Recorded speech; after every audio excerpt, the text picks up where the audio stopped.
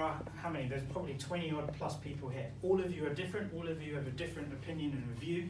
You may agree on certain things, but you'll never 100% agree on one thing, right? How many of you are left-handed? How many of you are right-handed? How many of you are both-handed? See, there's always one.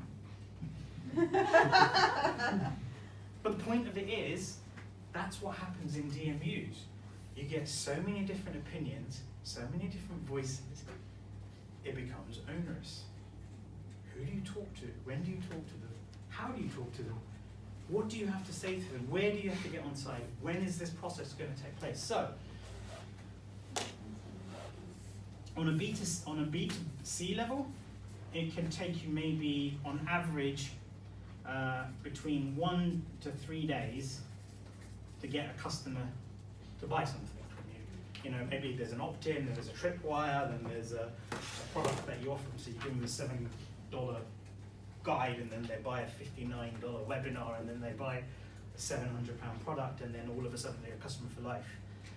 Try multiplying that by 10 or 20. Depending on what you're selling. I mean, I run a procurement project. Yeah. I run that in 5 months, and it's the quickest procurement project for that type of business in that kind of sector. Exactly. Ever. So I'm not telling you, I'm not trying to do this to put you off. I'm getting you to realize that don't expect someone to say, oh my God, we've been waiting for you. Hey. I've walked around businesses going, hey, would you like a free talk? Oh, sorry, we can't talk to you, or we can't do this, or that happens at this office. And I was like, well, that doesn't work. Yeah. That doesn't work in my town. Why? Because they're different animals, they're different breeds. So what can I say to you? A corporation is like having 6 or 7 small businesses under one roof. You've got HR, human resources, and actually they're one of your greatest people for decision making. Anything that you're going to do, because you guys are going to do something about personal development, okay? Whether it's health, wealth, training, brain, whatever it is. So HR are naturally going to be involved, okay? Now I'll give you an example of this. Vodafone Albania came to me, okay? They say, dude, can you come in and do some stuff? I've got 35 people in my enterprise sales team. I want them to sell like entrepreneurs. I'm like, what do you mean sell like entrepreneurs? Because I want to give them a safe to fail environment where they can try new things, but I need you to build their entrepreneurial skills. Now he came off the back of a reputation that I have with a bank that I've done some work with in Albania, and he saw what I did with a group of employees there, so he goes, look, I want you to come. Straight away, HR piled in, excuse me, you're not going anywhere until you've spoken to us. Now who the hell are you? What gives you the right to come to Vodafone? We've already got a program for sales. We're not going to buy you when we've got something already in place. Now, as an entrepreneur and business owner, I'm going to start becoming a little bit frustrated here. And I'm like, I got approached. I didn't come to you. I got told. The guy turned around and even said, I've got money. I've got 8,000 euros for one day. Come and do this. I'm like, yeah, done. Sorted. HR, I'm sorry. HR overrided the enterprise director, the director of that division. So this is the MD of that sort of division. They go, unless it comes by. So I said, right, okay, what can I do to help you, Mr. Director? So I'm now working, he was the influencer, I'm turning him into a champion. He goes, look, he goes, these are the hurdles that you're going to have to overcome. He goes, we need evidence of this, we need proof of that, we need to say this, we need to say that. The language they speak is very different to the language we speak. So you see what I've done there? I could have tried to guess what they wanted. If I go to HR, they're never going to tell you what they want, because that's the whole thing. It's poker for them. If they tell you, then they're exposed to you. And the other thing is they won't even tell you what the budget is. I'm like, okay, and then when you put your budget, or say, give us an indicative budget, they don't even give you that. And then you're like, well, what do I do? Just guess? And that's when you can start to put yourself in this quandary of disbelief, where you start saying, am I good enough? What if I don't charge high enough? And what if I overcharge? What if I outprice myself? This is what HR want you to do. They want you to sweat. So I cheat. I just go to the guy, my influencer, and I say, what do I need to say to get this through? You tell me. And he goes, you need this, this, this, and this. I go, what kind of budget have they got? Because you do know. And he goes, you can work around this budget. So all I did is I built my proposal and the responses to HR's arguments based on the inside information that I get. And guess what? They go on holiday, they come back, and they say, yes, we've passed it, you can come and do this. Okay? Why am I telling you this? Is whilst the decision-making unit you need to identify, it's very important that if you're going to go out to get 6 to 7 figure contracts, you need to build relationships. You can't just put a Facebook advert out there and hope that they're going to say what they're going to say. You're going to have to spend some time nurturing that relationship. You are going to invest time, energy, and sometimes money making a friend and an ally of that person. So immediately, the number one thing you've got to do first is profile the company that you're trying to go into. What is the size of the company? How many employees do they have? What areas do you want to go in and work on? What can you make the best impacts into? Now, it's not about turning them and creating dramatic exercise, results from, I was this big and now I'm this little in 6 months and you can do it. Corporates don't need that. Corporates are big bastards, right? They just need you to help them with one thing. So you're in wellness, right? You do yoga and stuff. Mm. So you'll be looking at how to de-stress employees. Mm. Okay? Now, how would I go into the market as you? I would go to them and say, did you know stress accounts to 80% of people not turning up to work? Now, if 80% of your workforce didn't turn up, how much did it cost the business? Oh, it cost them 6.4 million. Oh my God, it cost you 6.4 million. Did you know, statistically, see I'm doing did you knows here, okay, just 10 minutes of yoga a day will actually improve productivity by 25%. What if we had a workforce that improved by 25%? How much do you think that's worth to the company? Oh, that's worth 8.4 billion. Oh my God, 6.4 lost to 8.4 billion. Now they're thinking 6.4, 8.4. And then you come in and say, I could do that for you. Just one thing. One thing. Don't try and be everything to everyone. Pick one thing.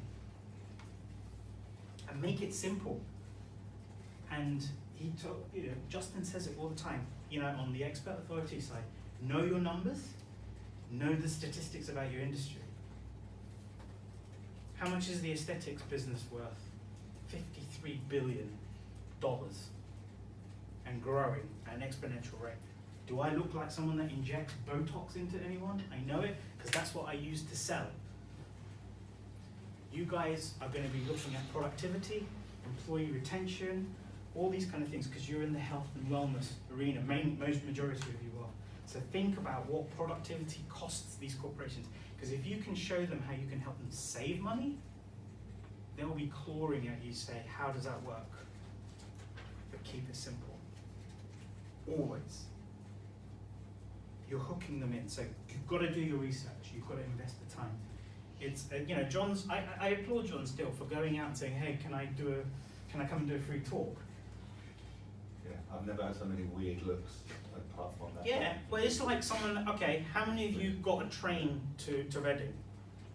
Okay, now keep your hands up right now. If I imagine you're on that train now, you haven't met me, you don't even know who the hell I am. And I come up to you and I go, hey dude, here's £100. The first thing you do is, what the fuck?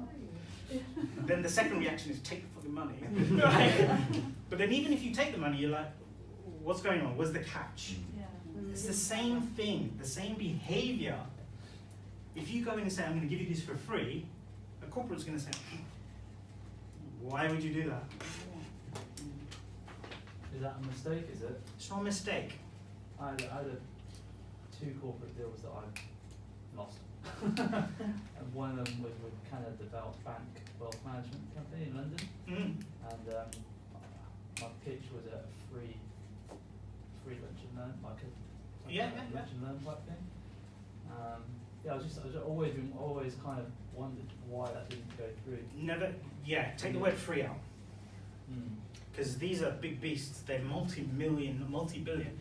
Raiffeisen Bank in Albania is 56 billion euros. Do you know what? It took them 4 months to pay £600 to me. A bank that has 56 billion euros worth, net worth, right? So when you, so what I want you to think is the cultures within this is if you go down the line of free works when you've got broke ass customers, yeah, and you're enticing them on. Not for a wealth management company.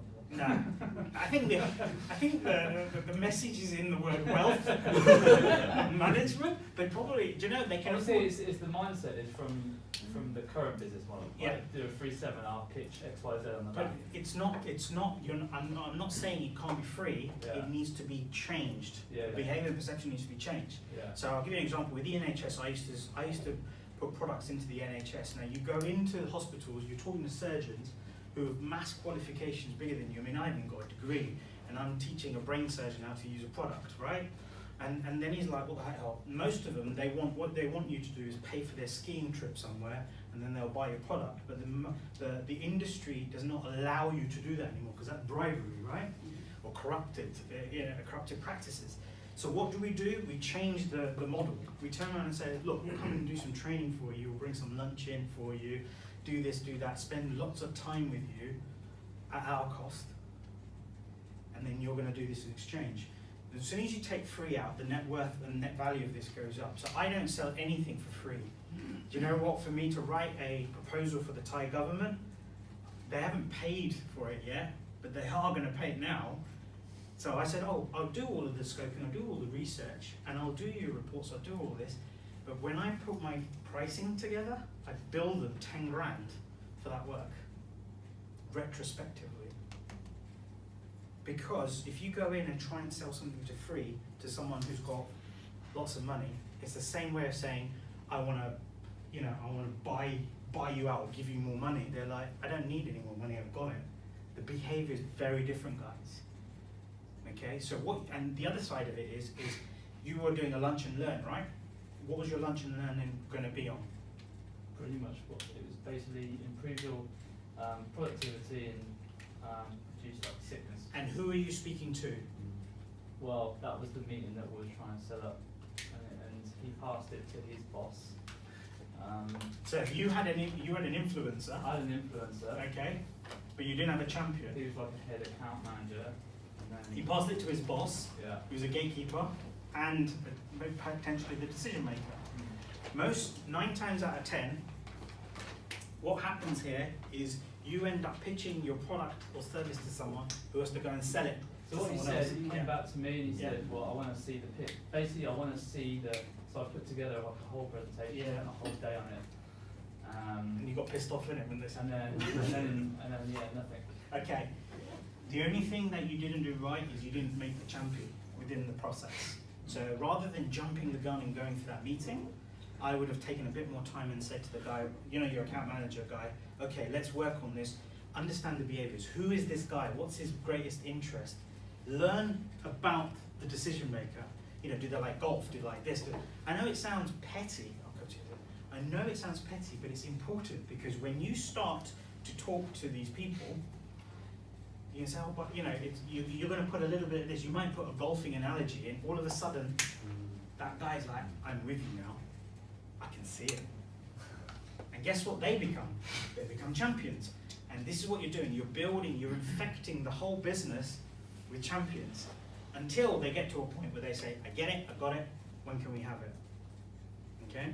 So it doesn't necessarily have to also be you. I've had to channel my message through so many champions within the business. And it is at high risk because they're never going to be able to sell it as well as you are. But that's your job now. You see, in this model, what do you do here? We talked about these guys here. You train them up in your systems. You train them up in your culture. You've got your sales guys. Your sales guys are selling for you. You're not doing the sales. It's the same thing in corporate, except that these people are not exclusive to you. They work for another company, but they are bringing your idea and concept in. So you can't just walk in and expect them to kind of hop, skip, and jump. You've got to nurture relationships. You've got to find these people, you've got to research them, you've got to understand them, you've got to caress them, you've got to bend down to them, sometimes you've got to bend over to them, to a certain extent basically, until they become a champion of what you are. Does that make sense? Yeah. Yeah? So would it have been better to build my relationship with the champion further, try and find out what they really are looking for? Because actually what they want, often what they want and what they ask for are two very different things. I'll give you an example of that as well, and I'll come to you in a second, Raiffeisen Bank again. They contact us, when they contacted, how did they find me? I went to go and speak. I don't know, of all places, I was invited to Albania to come to speak at a summit. And that's the other thing. How do you get corporates to find you? It's not on Facebook. You've got to build your profile and your brand on things like LinkedIn and get out on speaking gigs, especially not in the corporate, but actually where corporates are sponsoring, the corporates are going to be physically, visible in that respect. Now, what happened is I was on stage, I gave this talk, and then the bank turned around and said, "We're really interested in having you come in and do some work with us." I'm like, "Great, okay, brilliant." And they go, "We want to create innovation as a mindset in our employees." Okay? Now most people just turn around and say, "Okay, innovation, bang, this is what I'm gonna sell to you." Do you know what the first thing I did? I asked them, "Please define to me what innovation means in your business." Shall I tell you why? They go, "Oh, innovation is creativity, right? It's ideas." I'm like, "No, that's creativity. Innovation is transformation change." What they wanted and what they actually needed were two very different things. So what are you doing? You're already consulting them as an expert into, "Oh my God, this isn't even right." So can you see I'm championing them already? It took me 4 months of working with HR to say, "This is the program, this is what we're going to do, this is how much I need, this is the budget," and then eventually they released it. And then I went over, did the delivery. They do feedback forms, they do all these kind of things there and then, and they will grade you. And if your level isn't up to a line, you're never going to come back in again, basically.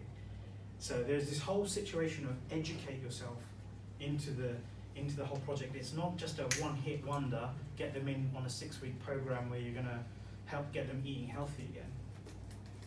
This is as you said, it's 5, 6, 7. It could be a 7, 8, 12, 14-month relationship before anything kind of drops. Before I lose the chain of thought, Caroline? It's just to add to something Yeah. to the DMU Yeah. thing. It's all about making people look good to their boss as well. So there's a saying, Absolutely. nobody got fired for buying a Dell. Yeah. So it's a safe bet. So if you become a safe bet, then people will Yeah. obviously recommend you to their boss. Well, it's a great point, because if you think about it, Justin talked about CEO, COO and all this, and CEOs don't have time. You've heard of elevator pitches, going in an elevator, and why is it that CEOs don't have so much time for people? It's because they've got multiple things going on, right? The thing is, most things, when it comes to this, it's very kind of greaseball shit, basically. And what I mean by that is, if you go and work with a corporation, you can have an influencer that you turn into a champion. Champion takes it all the way up to the top. They can only take it to a certain level, and then the bosses might turn around and say, either they'll say no, or they'll turn around and say, "All right, we'll do it, but if it doesn't work, you're fired." Do you think your champion is gonna, you could be his best buddy in the world. This is why it's so important to build the relationship. It's so important to understand the business. So you've got to spend time studying these people and making moves. It won't happen overnight. Did someone else have a point to add? No. Okay. So, I started here. I started with the ones and twos, the people that you just give them a free ebook and then get them into your coaching program and stuff like this. Woohoo! That worked for a little while. Then I thought to myself, okay, if I can get other people to do that, then I can do these guys here, which is the kind of 6 to 8. Now I can go and find businesses where they're making over 2-3 million, and I can start helping them grow. And then eventually I got bored of doing that, so then I went here, okay? And all the way, what was I doing? Is I was building this team up and up and up. So I've got someone to take over my ones and twos. Then I've got someone that will take my large organizations. That's the only way that I can survive at a higher level. Then I started to work with corporates. And the only reason why I could work with the corporates is I come from an ex-corporate background, and there's one thing I did, I built my network. I built a group of influencers, people that I know in the industry that I can go in and lean on and say, hey, how you doing? What is your company doing? Is there anything that we can do together? So you start to learn more and more. So for those of you who are considering getting into the world of 6 to 7 figures, build a LinkedIn profile. You're not going to find these guys on Facebook. And if you do find them on Facebook, they're not going to buy from you on Facebook. They use Facebook as a social engine, not as a business engine. Okay?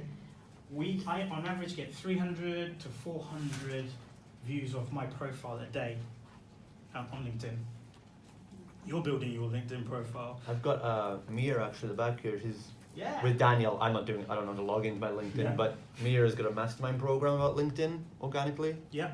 and our coach Daniel This is exactly implementing what- it for me. What you're saying is like, I'm It's just there. listening and I'm like, Yeah, it's exactly, there. exactly. 300 to 400 views on my profile. On average, 45 to 50 invitations a day coming through to connect with me. That doesn't mean I've got a customer. I've just got someone who wants to connect. They don't want to share emojis with me. Okay? Waste of time. But there are two types of connections that come in on LinkedIn, guys. You've got those that are trying to sell to you, and those that are interested in what you do. So you also need to be able to filter that. I mean, this morning I had on standard. If you've got a LinkedIn, you probably get it. You'll connect with someone within 33 seconds. You'll have an email in your inbox saying, "Hi, I'm trying to sell you SEO and website and this shit. I'm from India," and I'm like, yeah. But that's a problem, you're not connecting with the right people. That's correct. So what do? You don't just do what we all do on Facebook. Oh yeah, I'll connect with them because they follow 100 people. You've got to go into their profile, have a look at who they're connected to.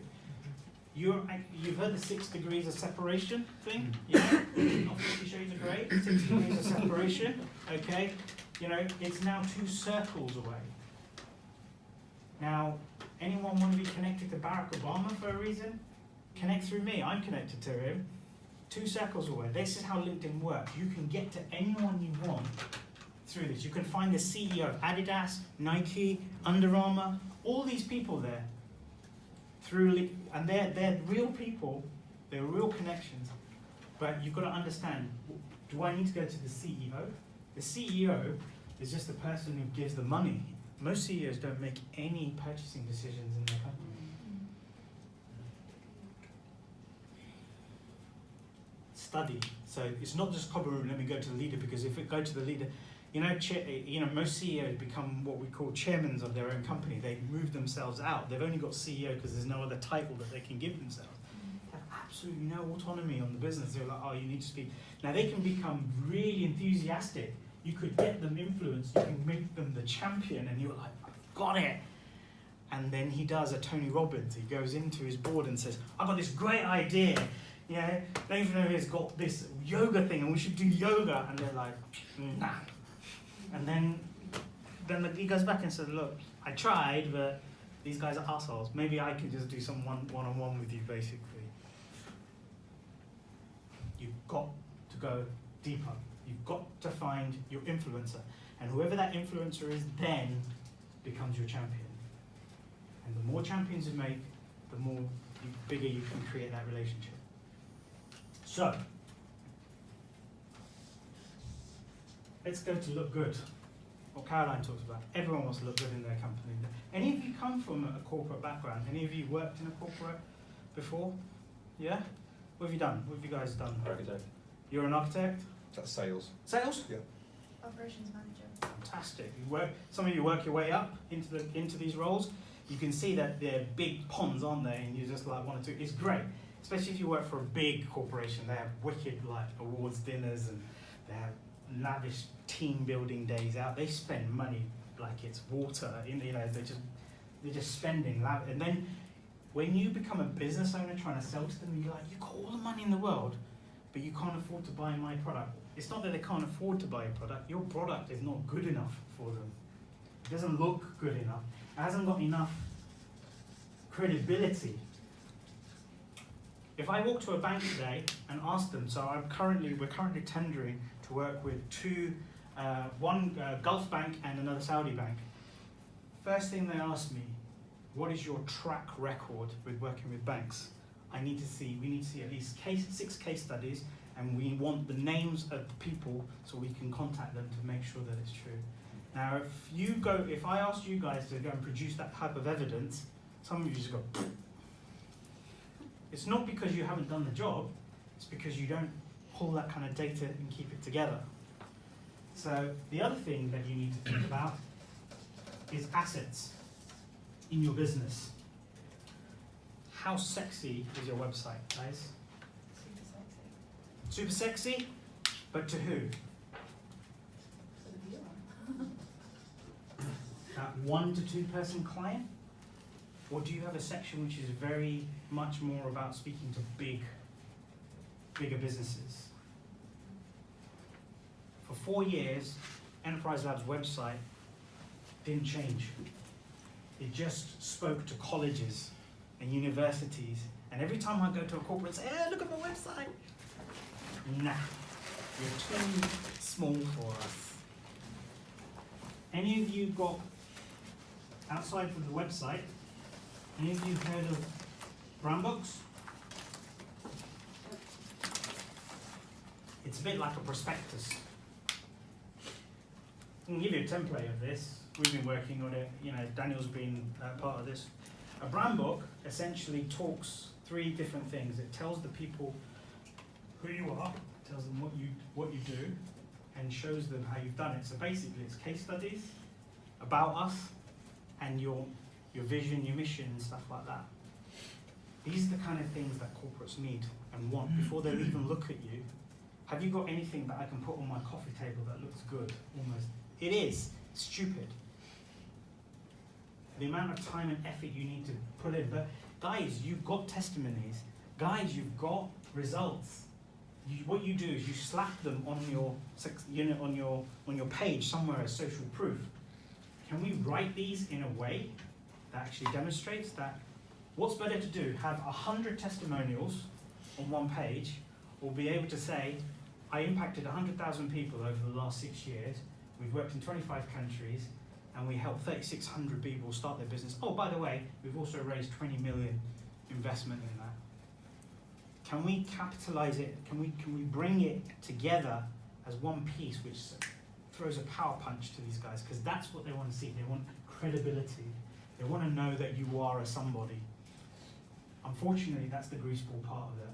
Now, at this point, when you're starting your relationship, that's what you want to do. You want to show them that. You want to show them that credibility. Then, as you go through the relationship, you can start showing them testimony and stuff like this. So, and I'll be quick with this. September last year, I decided that I speak for MIT at their global startup workshops around the world. So in September, we got announced that this year we're going to be in Thailand, in Bangkok. And I'm like, oh, I haven't been to Thailand for like 20 years. It's going to be amazing. I thought, we haven't done any work in Thailand. This would be pretty cool. This is my CEO thing going on, the vision pumping. I'm like, I want to do something in Bangkok. Okay? Not like a hangover thing.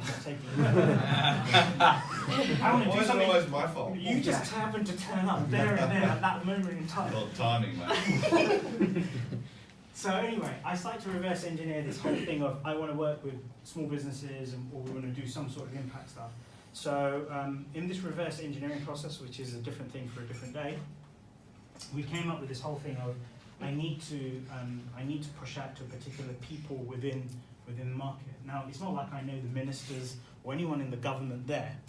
Don't know anyone there, but I know that I'm going to be in a room with the Minister of Digital Society in March. So what do? I went out and I did all this research on the ecosystem on Bangkok, find out how many accelerators they have, how much investment that they've done. All the information is available to you. You know what you have to do? You ask Google, don't search. Google or Alexa, how many accelerators are there in Bangkok? And it tells you all the information.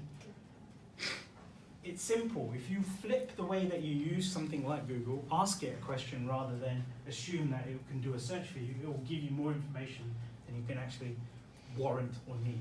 Cut a long story short, I produced a 26-page dossier. The dossier was about the ecosystem in Thailand. I found out that Thailand wants to become the #1 economy in ASEAN, right? And right now that's Singapore. Do you know how many times bigger the economy is in Singapore versus Thailand? 480 times. Exactly. Now, if I went over to the minister and said, all right, mate, jog on, because it's not going to take you, you're not going to be able to do this by 2020. But what I did do is I started to write why they're going to lag. And I started to tell them about the things that are missing, like their culture and education. We found a student who got 99% in an exam, and because he didn't get the 100 and he failed, he committed suicide. Because he would have been a failure to his family. This is the culture of people, right? They fear growth and success, and they also at the same time hugely object against failure in that respect. So I start to customers say, the thing is, you're not doing this, you're not doing this, you're not doing this, you're not doing this. Then I put, this is what my vision is, this is what I think you should be doing. I'm not selling to them, I'm just giving them expert information. I'm just regurgitating statistics to them. Now, I did this as a plan, the fact that I'm going to meet this guy in March. I didn't know he was going to reach him, but we were persistent. We kept sending it to the ministry, kept sending these, and eventually, March turned around, I turn up in Bangkok, I'm there, the minister, I've seen him, I've just done his presentation, we're in the coffee room, just as planned. And guess what? I'm standing there like this with a cup of coffee, man. He comes up to me, and he goes, I know who you are. And he goes, you wrote that report, didn't you? Why? Because I put my big, fat, bald head as a picture inside that proposal, basically. Just in case, because there could be another Kate McConnell there, you never know. Anyway, the whole purpose of that trip was, is to say, look, did you, let's have a conversation. He goes, let's have a coffee and chat. I said, well, we're having a coffee now, let's have the chat. From the back of that, I got them to agree to an intent to supply. So this is the government saying, at some point in the future, this company is going to supply us something. I don't know what it was. That was in March, okay? April, May, June, July. All I've been doing up till 2 weeks ago is negotiating what we're going to do and how we're going to do it, and going through hoops with about 50 different people. Procurement, it's gone to the Ministry of Foreign Affairs now because I'm an international company. And then eventually yesterday, the day before yesterday, I get a message on LinkedIn, through LinkedIn to say, it's with the ministry, by next week it will be approved and you'll have your PO number so we can start doing the business. This started as a project in September last year. It's taken a year to get to this stage. And we're not even guaranteed it's gonna, anything can stop this at any time. Any grease ball in that 50 can come in and block it to a certain extent. This is where contracts and this is where all this kind of stuff goes in. Throughout the whole process, I'm making all these champions and I'm making them look good. I'm feeding them the information, they're taking out to the higher source, not me. But who's pulling the strings? Me. But who's the puppets that are doing that? That's them, basically. We built this whole network of people. Now, behind this contract, which is only a 12-month pilot, where they're going to give me 12 companies, I'm going to show them how to grow them by 5x, sits the big one. The total 8-year plan, 5,000 companies, and we get an average of 10 grand a company. Do the math. If we get the whole, plus on top of this, this is what we've got renegotiated, they calculated and said, if you are successful in doing 5x into 5,000 companies in 8 years, you would have brought $36 billion to the GDP of Thailand, to which we've already got an agreement of 2% success fee. So 2%, 36 billion is the cherry on the top. Now, these sounds like big numbers, but the process of that is to get to that route, you've got to do so much work. I've had to rewrite that proposal 9, 10 times. They'll throw curveball after curveball after curveball. So there are two things that you've also got to have if you're going to try and get 6 to 7 figure clients. you've got to have patience, and you've got to have positivity. In abundance, positivity, because they will throw every curveball at you. And you just got to remain positive and you've got to keep going. Remain positive and keep going. But know that you're never ever going to just deal with one person. The only thing, the only thing you've got to do is build that network of champions. So even into sort of large companies or above, so anything that's doing a couple of million more, you have this practice. So for example now, if I wanted to sell to Brian and Carrie, okay, today, I want to sell all my services, do you think I'll go to Brian and Carrie? Number one. Brian's the CEO, Carrie's the COO. I may go to Carrie, but what's Carrie and Brian going to do? They're going to throw it over to their interim COO, okay? So he's the gatekeeper. What do I have to do? I have Buy to... him a kebab. Yeah. Yesterday, I should have bought him a kebab. Apparently yesterday is the day I should have bought the kebab, right? I've got to influence him. I've got to make him the champion. He's the person that will drive this through. And to actually, it's a bit like creating a relationship. You don't get married on the first date. You don't just walk into the bar and say, let's get married. You go through this whole courtship. The same thing here. So don't ever believe that it's going to happen instantly. But don't undermine yourself and think, I'm not good enough, or we're not big enough.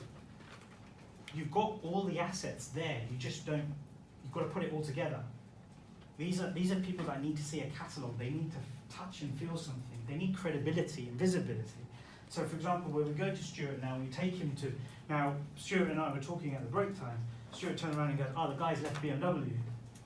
Oh, what a shame. Where's he gone to now? Dick Lovett. He's gone to?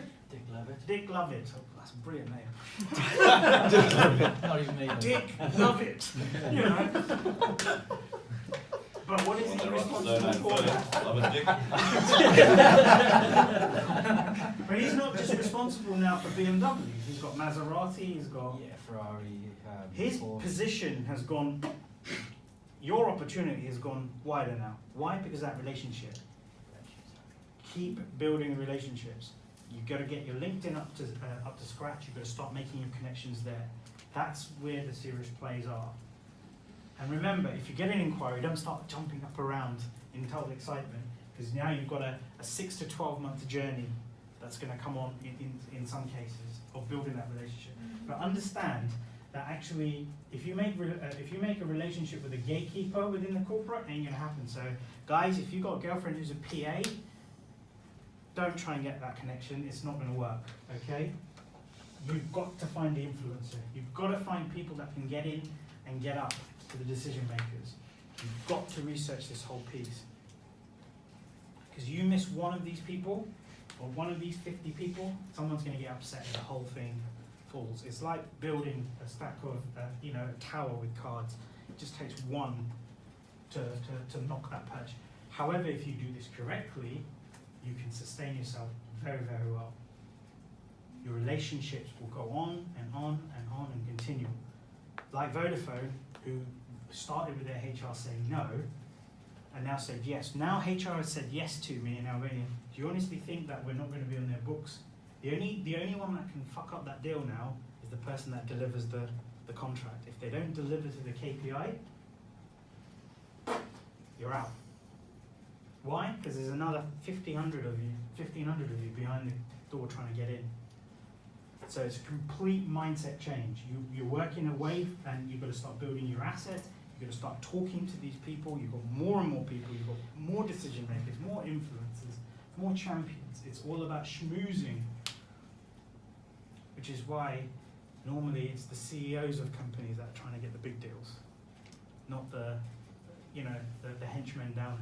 The soldiers, which is okay because the soldiers can bring them in and you can still work with the soldiers, but this is what they want. If you sent anyone watched Erin Brockovich before? Yeah?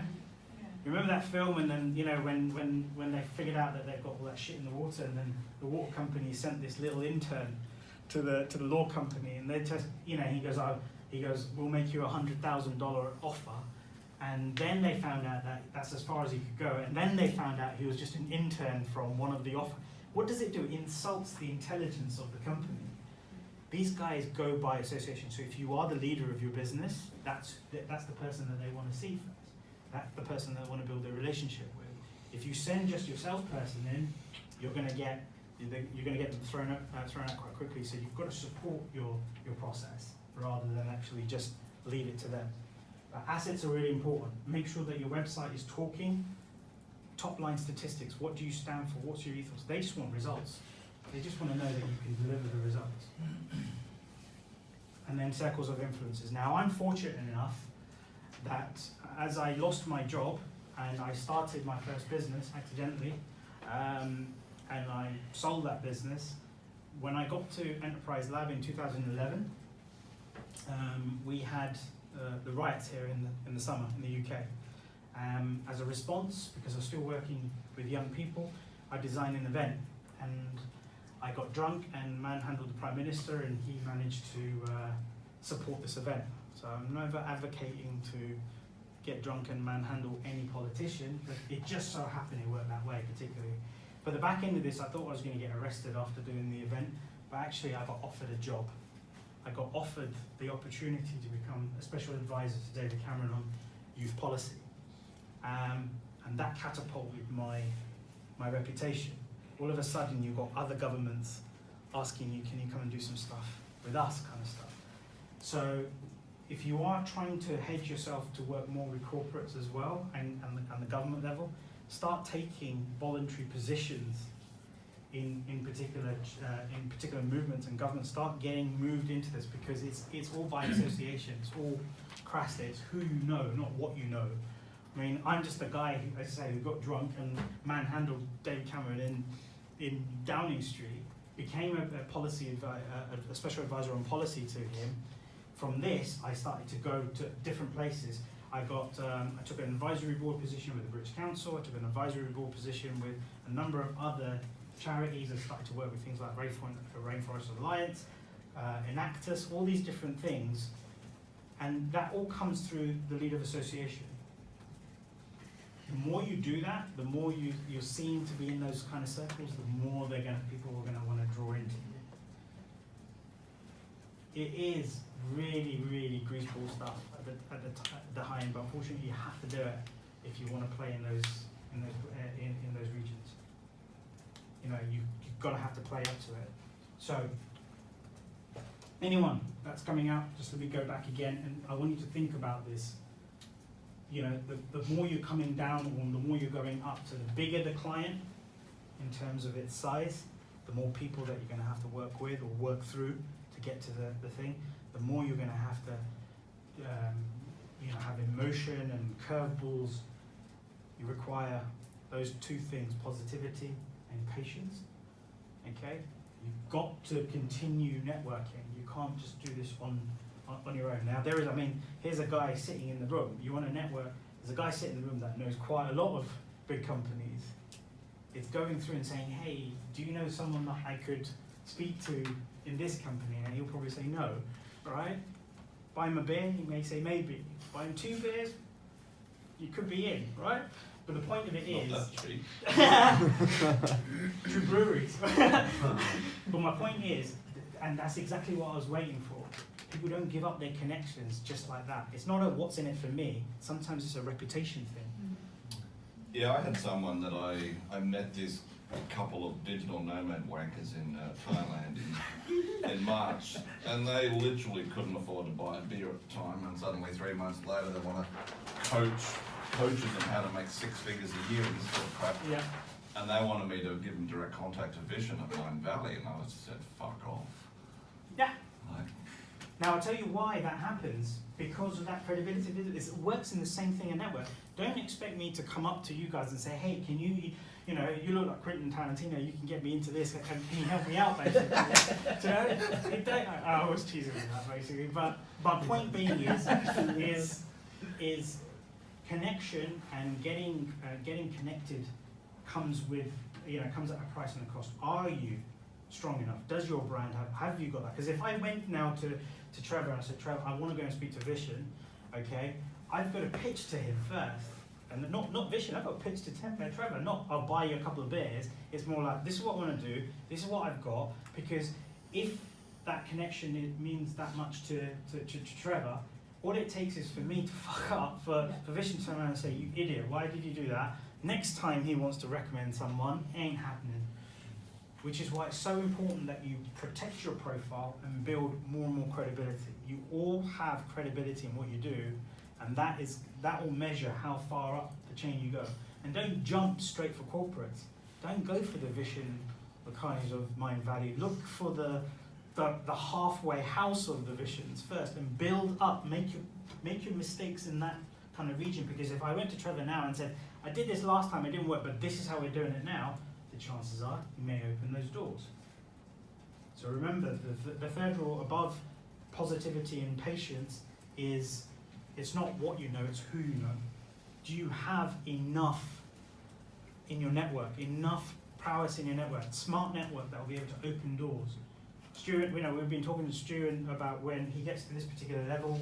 I mean, I know Roddy Campbell at Adidas, but I also know people at Under Armour, and we're talking about how and when we're going to be bringing this in. It's not just a case of I'm going to pick up the phone to Under Armour and say, blah, blah, blah, until I know that we're at this particular level.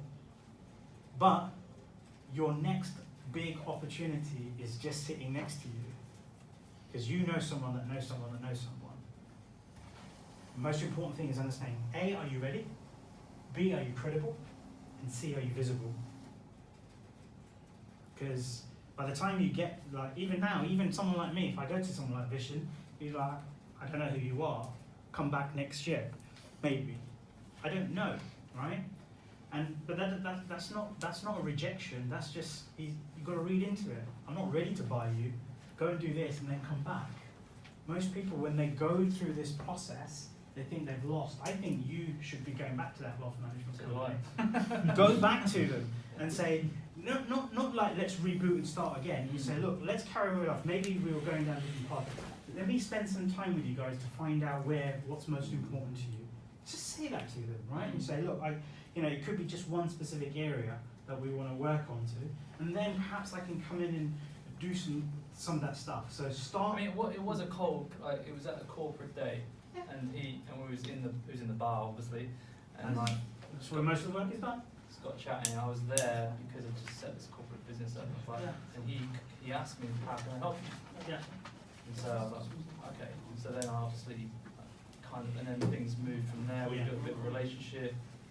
Went one step, and then it got to the point where it's like, okay, well, tell us what you do, like send us through how it would work, and then that was when he come back and said, it's not basically going to happen. Well, you see, again, what happens is the DMU, we already identified it, he was an influence but not champion to a certain extent, or pushed to that champion. But remember, don't just put it onto who you meet in the bar, because a lot of people, after a couple, become very excitable of what they can do, that they fall into this. I tell you what's also another good thing, if you are planning to go for corporates, there are loads of groups that work with corporate like directors or CEOs of businesses. I know a couple here in the UK. Apply to them to go and do a session with their mastermind groups. Okay, I did one a couple of was it about 6 or 8 months back. I did one for a group, and from that we're now talking to EasyJet about their accelerator. And the other guy actually was quite high up in IKEA. He's talking about their accelerator. Do you mean like B&I business groups? Not necessarily. They're private private mastermind groups which cater to CEOs only, or board level of people. Yeah. Now, what happens is that allows you to actually see different companies and engage rather than going to the company itself. Now, again, remember, just because a CEO looks and likes you, that doesn't mean that you're going to get through the door, but it can start the process. But for each and every one of you that are thinking about doing this, you are in the personal development, personal wellness space mainly. So HR is one of your biggest hurdles. So even if you can speak to, like I did at Vodafone, if you get the enterprise director and says, yes, I've got the budget, I'm signing it off, the secondary signature comes from the head of HR, and if that's not signed off, you ain't getting the gig. I think it's better for you to start nurturing a relationship with their HR as well. But HR is a bastard. They are the most robotic people. Okay, so it's you've got to have something in there, which is why we go with statistics.